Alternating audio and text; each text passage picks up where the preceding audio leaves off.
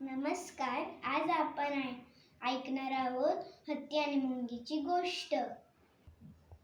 एका जंगलमध्ये एक हत्ती राहायचा. त्याला त्याच्या शरीराचा लय गर्व होता. जर त्याच्या राष्ट्रामध्ये कोण सापडलं तर तो त्यांना त्रास द्यायचा. एका दिवशी तो नदीचं पाणी पित होता आणि त्याला एक मुंगी दिसली आणि तो रागाने विचारलं की ए मुंगी, काय करतेस तू? मग ती बोलली की पावसाळा येतोय ना, त्याच्यासाठी मी अन्न गोळा करतेय. आणि मग हत्तीने सोंडात पाणी भरलं आणि मुंगीवरती टाकलं आणि मुंगीला राग आला.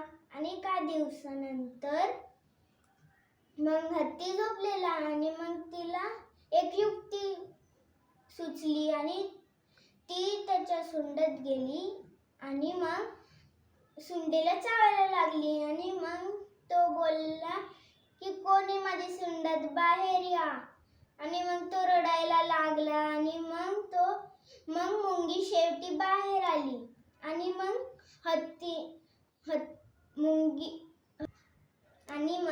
हत्तीने मुंगीची माफी मागितली आणि मग हत्ती तिथून निघून गेला.